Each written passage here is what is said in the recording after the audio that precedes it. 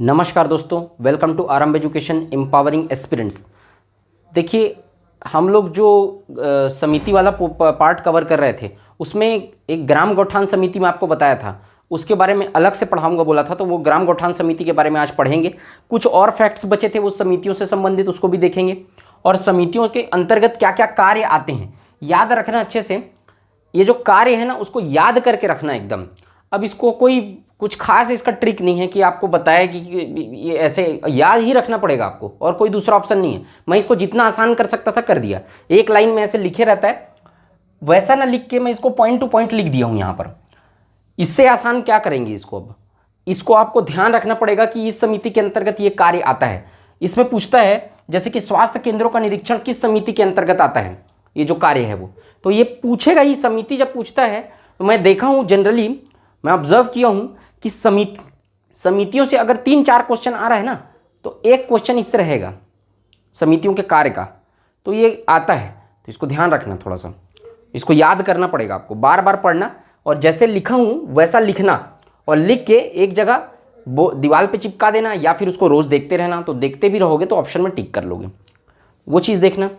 एक चीज़ और बता रहा हूँ आपको, पिछला करेक्शन है, करेक्शन नहीं है, सरपंच के स्वघोषणा पत्र और शपथ पत्र से संबंधित डाउट्स भी आ रहे थे। देखिए, पहले जो था सरपंच केवल स्वघोषणा पत्र भरता था, शपथ पत्र नहीं भरता था। इसमें एक छोटा सा अपडेट है, अभी भी शपथ पत्र नहीं भरता है। शपथ पत्र को संलग्न कर दिया गया है स्वघोषणा पत्र के साथ। मैं आपको फॉर्मेटिंग दिख रहा होगा, उसका फॉर्मेट मैं आपको दिखा रहा हूँ। इसीलिए स्वघोषणा पत्र के साथ ही शपथ पत्र को एक साथ ही एक पेज में स्वघोषणा पत्र और शपथ पत्र को फॉर्मेट को एक साथ संलग्न कर दिया गया है, अटैच कर दिया गया है। तो भरता अभी भी स्वघोषणा पत्र ही है, शपथ पत्र को इसके साथ अटैच कर दिया गया है। तो अगर पूछेगा आपको कि शपथ पत्र भरता है कि नहीं, तो अब उसमें ऑप्शन आपको देगा कि एक ऑप्शन में रहेगा कि स्वघोषणा पत्र के साथ ही शपथ पत्र संलग्न कर दिया गया, वो ऑप्शन मत लगाना, ठीक है। तो ये ध्यान रखना। तो ये एक अपडेट है जो पहले नहीं था लेकिन अब अपडेट हुआ है, तो ये याद रखना इसको। और इसको शपथ पत्र का इसका फॉर्मेटिंग तो दिखाई दिया, शपथ पत्र को स्वघोषणा पत्र के साथ अटैच करके भरा जाता है सरपंच का, ठीक, इसको ध्यान रखना। तो शुरू करते हैं आज की क्लास। आपको वीडियो अच्छा लगे तो वीडियो को लाइक करिए, चैनल को सब्सक्राइब करिए, ज़्यादा से ज़्यादा शेयर करिए, ठीक। तो आज का वीडियो स्टार्ट करते हैं। सबसे पहले देख लेते हैं, थोड़ा सा यहाँ देख लो, जो पिछला समितियों का जो थोड़ा थोड़ा फैक्ट है वो बचा था उसको यहाँ पर कवर किया। उसके बाद ग्राम गौठान समिति दिखेंगे। जिस सीक्वेंस में पढ़ा रहा हूँ उसी सीक्वेंस में करते जाइए, ज़्यादा अच्छा से नोट्स बनेगा आपका, ठीक है। ग्राम, जनपद, जिला पंचायत के शिक्षा समिति में कम से कम एक महिला और एक एसटी वर्ग से व्यक्ति होना आवश्यक है, ये याद रखना। इसको पूछा है, ये क्वेश्चन पूछा जा चुका है व्यापम और पीएससी दोनों के पेपर में। ग्राम पंचायत, जनपद पंचायत, जिला पंचायत के शिक्षा समिति में याद रखना, महिला रिजर्वेशंस केवल और केवल तीनों ही स्तर के शिक्षा समिति में है। उसके बाद कोई जगह पे सीटों को रिजर्व नहीं किया गया है समिति में। एक महिला और एक एसटी या एससी, याद रखो क्या है इसको, देखता बताता हूँ आपको मैं। एक महिला तो रहेगी, एक एसटी या एससी, ना कि ST plus SC, ST plus SC नहीं, एसटी या फिर एससी कोई भी एक। तो एक वुमन प्लस अगर एक एसटी है तो एक एसटी रहेगी, या एक एससी है तो एक एससी रहेगी। तो दो, बस दो कैंडिडेट के लिए रिजर्व रखा गया सीट, वो भी किस समिति में, केवल शिक्षा समिति में, तीनों ही स्तर के। और कोई भी समिति में ऐसा महिलाओं को रिजर्वेशन देना जरूरी नहीं है, एसटी एससी को रिजर्वेशन, ओबीसी को रिजर्वेशन जरूरी नहीं है किसी भी समिति में। केवल शिक्षा समिति में तीनों ही स्तर पर रिजर्वेशन क्या है, एक वुमन और एक एसटी या एससी, यानी एक अनुसूचित जाति या अनुसूचित जनजाति, दो लोगों के लिए रिजर्व है सीट, याद रखना। नेक्स्ट देखते हैं, समितियों पर 6 माह तक चर्चा नहीं की जा सकेगी। जैसे कि सामान्य सम्मेलन में भी जो निर्णय होता है जो पुनर्विचार 6 माह के बाद ही होता है, तो यहाँ भी वैसी है। लेकिन 3/4 सदस्यों, इसको याद रखना, 3/4 सदस्यों की मांग पर या उच्च अधिकारी, कोई हायर अथॉरिटी, कोई अधिकारी मांग करेगा तब, या फिर पंचायत मांग करेगी तब 6 माह के बीतने पर भी बैठक की जा सकेगी, याद रखना। 6 माह तक चर्चा नहीं की जा सकेगी। लेकिन 3/4 सदस्यों की मांग पर या उच्च अधिकारी पंचायत की मांग पर 6 माह बीतने पर भी बैठक की जा सके। 6 माह नहीं बीता है तब भी ये ऐसा आएगा, 6 माह के पूर्व भी बैठक की जा सकेगी। समितियों द्वारा एक ऐसे सामान्य कंडीशन में 6 माह तक उसको दोबारा नहीं उठाना है, किसी निर्णय ले लिया गया है तब, लेकिन 3/4 सदस्य अगर मांग करेंगे, उच्च अधिकारी मांग करेंगे या पंचायत कोई मांग करेगी, तब 6 माह के पूर्व भी बैठक किया जा सकेगा उस मुद्दे पर। नेक्स्ट देखते हैं, आधे से अधिक सदस्यों की मांग पर 10 दिन के भीतर विशेष बैठक बुलाया जाएगा। इसको याद रखना, अगर समिति में आधे सदस्य से ज़्यादा लोग मांग करते हैं तो 10 दिन के भीतर एक विशेष बैठक बुलाया जाएगा, ये लिखा हुआ है। अब विशेषज्ञ, इसको सहयोजित सदस्य बोलते हैं, हिंदी का ये वर्ड याद रखना। विशेषज्ञ न दे के सहयोजित सदस्य अगर दे दिया तो कंफ्यूज हो जाओगे, और कुछ लोग, बहुत लोग कर गलती इसीलिए हो जाता है क्योंकि ये सहयोजित सदस्य क्या है वही नहीं पता रहता। तो ये इसीलिए दोनों को बता रहा हूँ, विशेषज्ञ या सहयोजित सदस्य को किसी भी स्थायी समिति का सदस्य निर्वाचित नहीं किया जाता। जब जैसे कि उनका काम खत्म हो गया, तो काम खत्म हो गया जब उनका, तो वे चुपचाप से उनको वो अपने काम में लग जाते हैं। उनको कोई भी दूसरी समिति का, कोई भी स्थायी समिति का सदस्य निर्वाचित नहीं किया जा सकता। विशेषज्ञों को केवल उनका काम अपनी राय देना है, न ही वो वोट कर सकते हैं और न ही उनको स्थायी समिति का सदस्य निर्वाचित किया जाएगा। वो अपने काम में वापस चले जाएंगे। ठीक, इसको याद रखना। तो ये हो गया आपका समितियों से संबंधित कुछ और फैक्ट्स थे, उसको ध्यान रखना है आपको। अब देखते हैं अपन ग्राम गौठान समिति। इसको ध्यान से समझना, इसका नियम कानून पूरा अलग है बाकी समितियों से, और ये नया गठित हुआ है जब संशोधन हुआ 2019 में। उसके बाद ग्राम गौठान समिति को मैं आपको बताया था, यहाँ पर कृषि राजस्व तथा वन समिति ये बनाया गया है ना। कृषि पशुपालन और मत्स्य पालन समिति और राजस्व और वन समिति, दो अलग अलग समितियां थीं, लेकिन दोनों समिति को मर्ज करके कृषि राजस्व तथा वन समिति का निर्माण किया गया। और उसके बाद तो ये हो गया 4 समिति, और 4 समिति के बाद एक एक्स्ट्रा समिति बना दिया गया ग्राम गौठान समिति। यही ग्राम गौठान समिति के बारे में हम लोग पढ़ रहे हैं। इसका काम क्या है? पंचायत क्षेत्र के भीतर रहने वाले पशुओं का संरक्षण करना। देखो आप लोग देखे होंगे, कसाई खाने बहुत ज़्यादा बढ़ रहे हैं। पशुओं को ले जाकर कसाई खाने में बेच, जैसे कि आवारा पशु जो घूमते रहते हैं उनको क्या कर दिया जाता है, एक वैन आती है, वैन में उठा के उनको ले जाया चला जाता है। अब कोई ठप्पा तो लगा नहीं होता कि ये किसका पशु है, उसको ले जाकर कसाई खाने में लोगों के द्वारा बेच दिया जाता है, तो उससे उनको दाम मिल जाता है। इससे क्या होता, पशुधन की कमी हो रही थी। लापता होने की खबर लिखवाते थे, लेकिन कहाँ मिलने वाला है उसके बाद, कसाई खाने में तो काट दिया जाता है पूरा। तो इस तरीके से, इसके कारण से क्या हुआ, पशुओं की इस तरीके से दिक्कत हो रहा था। तो इसके बचाने के लिए, या फिर पशु जो है वो दूसरे के खेतों में किसानों के चरने चले जाते थे, तो किसानों को भी बहुत उससे परेशानी हो रहा था। तो ये रोका छेका अभियान भी चलाया गया है एक, वो भी उसी का पार्ट है। पढ़ाऊँगा एक आध बार, रोका छेका अभियान भी एक बार चलाया गया है, उसको रोका छेका को बताया नहीं, ठीक है। तो वो अभियान है, इस तरीके के अभियान लाए गए। अब पंचायत क्षेत्र के भीतर रहने वाले पशुओं को इसी के तरीके से संरक्षित करने के लिए ग्राम गौठान समिति का निर्माण किया गया। अब ग्राम गौठान समिति में सदस्य संख्या कम से कम 8 और अधिकतम 13 होंगे। उससे न ज़्यादा होंगे 13 से, न 8 से कम होंगे, मतलब मिनिमम 8 हो सकते हैं, ठीक। 8, 9, 10, 11, 12, 13, कोई कितने भी सदस्य हो सकते हैं। तो मिनिमम 8, मैक्सिमम 13, ये सवाल आ चुका है। संख्या का निर्धारण कौन करेगा? 8 या 13, 8 से 13 के बीच कितना रहेंगे किसी गौठान, किसी ग्राम पंचायत, मान लो जाए ए नाम का कोई ग्राम पंचायत है, यहाँ 10 रहेंगे कि 11 रहेंगे ग्राम गौठान समिति में, उसका निर्धारण कौन करेगी? राज्य सरकार द्वारा अधिकृत अधिकारी जो है उसका निर्धारण करेगा कि भाई अमुक गाँव में, ए नाम के गाँव में ग्राम गौठान समिति में 10 सदस्य रहेंगे, ऐसा करके। संख्या का निर्धारण राज्य सरकार द्वारा अधिकृत अधिकारी। गौठान समिति में ग्राम सभा के सदस्य शामिल होंगे और इस समिति के सदस्यों का चुनाव ग्राम सभा के सदस्य अपने बीच से ही करेंगे। तो गौठान समिति में कौन रहेंगे? ग्राम सभा के सदस्य शामिल होंगे, न कि पंच। याद रखना, बाकी सब समितियों में कौन रहते हैं? पंच रहते हैं, जो इसको आप निर्वाचित करके वोट करके भेजोगे, वो पंच में से किसी को समिति का सदस्य बनाया जाता है। लेकिन गौठान समिति ग्राम सभा के आम सदस्य शामिल रहेंगे, जो 18 वर्ष से ऊपर की आयु के वयस्क सदस्य, वो लोग इसमें शामिल रहेंगे। तो कोई आम आदमी भी शामिल हो सकता है। मान लो जाए एक ग्राम पंचायत में आप रहते हो, तो 18 वर्ष से ऊपर के अगर हो तो आपको भी शामिल किया जा सकता है। तो आम आदमी शामिल रहते हैं, न कि केवल पंच। याद रखना, शामिल होंगे। और इस समिति के सदस्यों का चुनाव ग्राम सभा के सदस्य अपने बीच से करते हैं। तो कौन शामिल होगा? ये अपने बीच से सदस्य उसमें चुन के भेजेंगे, और वो खुद ही निर्णय लेते हैं सब चीज़ का। तो ये ध्यान रखना। तो ये 4-5 फैक्ट थे जो दूसरी समितियों से ग्राम गौठान समिति को अलग करता है, ठीक। इसको याद रखना। तो ये हो गया ग्राम गौठान समिति। अब देखते हैं समितियों के कार्य, मैं आपको बता देता हूँ। इसको सिस्टमेटिक में जमा के अलग अलग पॉइंट लिखा हूँ, इसको ऐसे याद रखना, बार बार पढ़ते जाना, देखना, और पेपर के पहले एक बार देख के जाना, ये याद रहेगा, ये लगा लोगे आप लोग।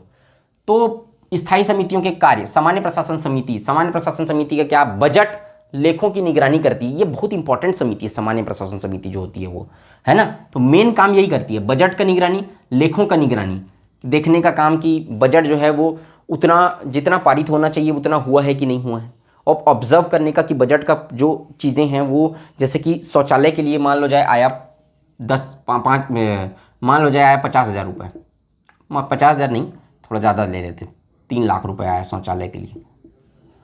तो अब इस 3 लाख का उपयोग सही तरीके से हो रहा है या नहीं, लोगों के यहाँ शौचालय बन रहा है कि नहीं, उस आवंटन ठीक तरीके से हो रहा है कि नहीं, ये सब चीज़ों को निगरानी करने का काम। और जो वार्षिक प्रतिवेदन है, जो डॉक्यूमेंटेशन जो लास्ट में मिलता है सब चीज़ों खर्चों का, उसको देखने का काम करता है। दूसरा, खाद्य और नागरिक आपूर्ति। खाद्य और नागरिक आपूर्ति मतलब जो उचित मूल्य की दुकान है वहाँ पर से चीज़ें जो है वो खाद्य, जितना चावल मिलना चाहिए, जितना शक्कर मिलना चाहिए, जितना चना मिलना चाहिए, वो मिल रहा है कि नहीं मिल रहा है, उसको देखने का काम। तथा वित्तीय विषय जो ग्राम पंचायत द्वारा सौंपे जाते हैं, जो फाइनेंशियल जितने भी काम होते हैं, जो पैसे से संबंधित जितने काम होते हैं, वो सारे सामान्य प्रशासन समिति के अंतर्गत आते हैं। दूसरा, शिक्षा स्वास्थ्य तथा समाज कल्याण समिति। इसके नाम से ही पता चल रहा होगा, शिक्षा तो रहेगा ही इसमें, स्वास्थ्य रहेगा ही इसमें, और समाज कल्याण। तो 3 पॉइंट तो ऐसे याद रख लेना। तो ग्राम पंचायत के भीतर शासकीय स्कूलों का निरीक्षण शिक्षा से संबंधित हो गया। जितने ही शासकीय स्कूल आएंगे उनका निरीक्षण कि टीचर कहाँ समय पे आ रहा है कि नहीं आ रहा है, वहाँ पर मध्याह्न भोजन में सही तरीके से खाना मिल रहा है कि नहीं मिल रहा है, और भी स्कूल से संबंधित जितने भी है उसका निरीक्षण करने का काम। और प्रत्येक माह की 5 तारीख तक पिछले माह के शिक्षकों की उपस्थिति का प्रमाण पत्र प्राप्त करना। हर माह की 5 तारीख तक पिछले माह शिक्षक कितने आए कितने नहीं आए, अभी मैं आपको बताया हूँ उसी तरीके से हर माह, जैसे कि जुलाई में शिक्षक आए कि नहीं आए, 5 अगस्त तक उनका अटेंडेंस रजिस्टर इनके पास रहना चाहिए। उसका आकलन करेंगे कि पिछले बार कितने शिक्षक कितने दिन तक आए, कितने दिन तक नहीं आए।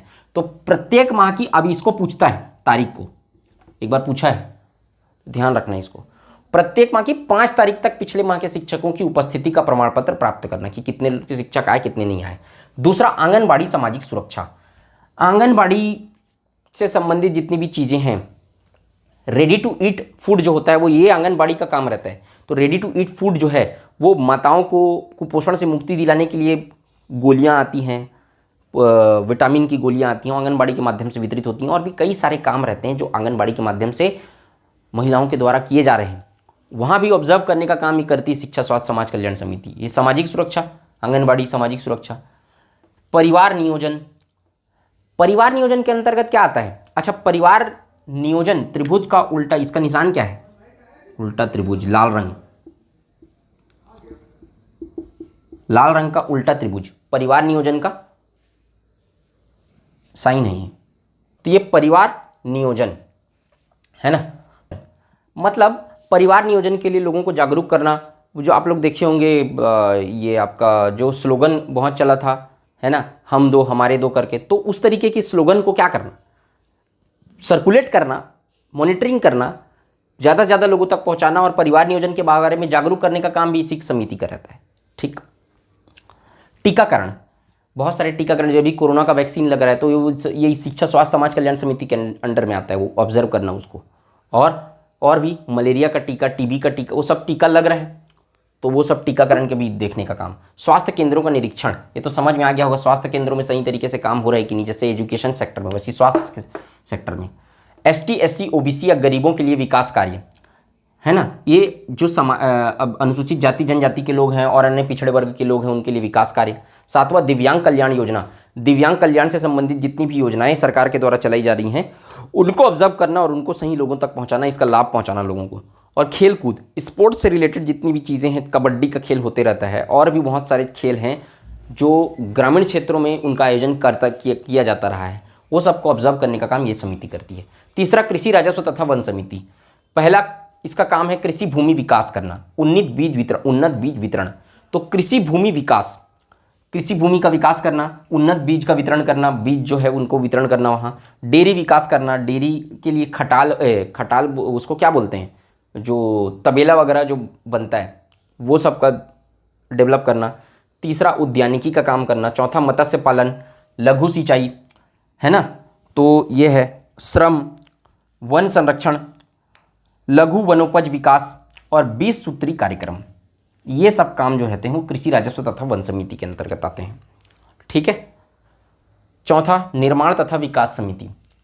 निर्माण तथा विकास समिति के अंतर्गत आएंगे कुटीर तथा खादी उद्योग विकास। जो इंडस्ट्रीज होती है, छोटे छोटे कुटीर उद्योग होते हैं, उनका विकास करना, कुटीर तथा खादी उद्योग विकास। दूसरा, महिला तथा बच्चों के लिए उद्यान, है ना, महिला तथा बच्चों के लिए उद्यान का निर्माण करना भी निर्माण तथा विकास समिति। तीसरा, ग्रामीण विद्युतीकरण, विद्युतीकरण इसी के अंतर्गत आता है। और संचार व्यवस्था में सुधार, टेलीकम्युनिकेशन सिस्टम की संचार व्यवस्था में सुधार जो है वो इसी के अंतर्गत आता है। अब पांचवा, ग्राम गौठान समिति, तो उसका काम तो यहाँ पर बता ही दिया मैं। कार्य क्या होता है? पंचायत क्षेत्र के भीतर रहने वाले पशुओं का संरक्षण करना, तो ये इसके अंतर्गत आता है। तो ये 5 समितियां हैं, इसके काम आपको याद रखना है। इसके बाद जनपद और जिला पंचायत की जो समितियां उसके भी काम याद रखना। इसको एक साइड बनाना पेज में, जैसे कि आपको एक पेज में इसको एक साइड बनाना, और जो जनपद और जिला पंचायत की एक साथ समितियां बताऊंगा उसके काम पूरे एक पेज में एक साइड बनाना। पेज को 2 पार्ट में डिवाइड कर लेना इस तरीके से पेज को, एक पेज है इसको 2 पार्ट में डिवाइड कर लिए। एक साइड पूरा ये 5 समिति, 1 2 3 4 5 जैसे मैं लिखा हूँ, ग्राम पंचायत की समितियाँ, जनपद और जिला के जो पंचायत की जो समिति उसके काम एक बराबर है, तो उसको एक साइड लिख लिए। अब इसको आपको एक पेज में ये सारी चीज़ें एक पेज में विजिबल होनी चाहिए। आपको नोट्स ऐसे बनाया जाता है, तो ये इसको ऐसे बनाना कि एक पेज में 2 कंपार्टमेंट डिवाइड करना, और पूरी 5 समितियाँ इधर उधर, 5 समिति के काम मैं आपको बाद में बताऊंगा, उसको एक साथ लिखना और एक साथ उसको देखना रोज, तो वो पूरा आपके में क्रिस्टल क्लियर हो जाएगा। आप जो क्वेश्चन आएगा उसको अटेम्प्ट कर पाओगे। ठीक, ये तरीका है पढ़ने का, बेसिकली उसको आसान करने का। ठीक, याद रखना। तो वही चीज़ मैं आपको बता रहा हूँ, हम आपको कोई भी फैकल्टी, कोई भी टीचर आपको एग्ज़ाम नहीं निकलवा सकता। हम काम आसान कर सकते हैं आपका। मैं आपको जो चीज़ को आप 5 महीना में पढ़ते, जो चीज़ को आपको खोज के इतना पढ़ना पड़ता, मैं उसको आपको 2 महीने में ख़त्म करवा के आपके समय को बचा सकता हूँ। और कोई भी टीचर दुनिया का आपको यही काम करता है, आपके समय को बचाएगा, वो आपको डायरेक्शन सही देगा। वो ये चीज़ को मैं पहले भी बोल चुका हूँ। आपको जाना है रायपुर, हम आपको बताएंगे कि भाई रायपुर, ये यहाँ से चले जाइए रायपुर, आपको डायरेक्शन देंगे हम, जिससे आप वहाँ जल्दी पहुँचोगे, सही पहुँचोगे, अपने लक्ष्य तक पहुँचोगे, सटीक जानकारी आपको मिलेगी और आपका काम को आसान कर देंगे इसी तरीके से। बाकी युद्ध तो आपको लड़ना पड़ेगा,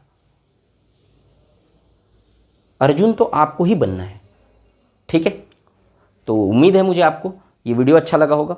वीडियो अच्छा लगे तो वीडियो को लाइक करिए, चैनल को सब्सक्राइब करिए, ज़्यादा से ज़्यादा शेयर करिए। मिलते हैं नेक्स्ट वीडियो में। जय हिंद, वंदे मातरम।